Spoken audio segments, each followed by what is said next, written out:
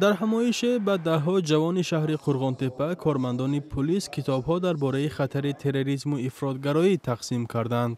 مؤلفان کتاب میگویند در کتاب‌ها خطر تروریسم بین‌المللی و تهدیدهای افراطگرایان از جمله پیروان سلفیه ذکر شده است.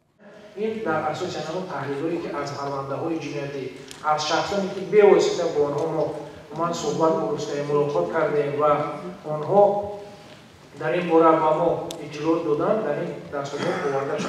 بخاری زاده از روحانیان و ساکنان خواست که برای پیشگیری از پیوستن جوانان به دولت اسلامی با آنها همکاری کنند. تقدیم این کتاب‌ها در مرکزی ولایت ختلان در حالی است که در 9 ماه امسال 50 ساکن ولایت به حرکت ممنوعه سلفیه پیوستند. شماره جوانانی که به سوریه و عراق رفتند از 200 نفر بیشتر شده است.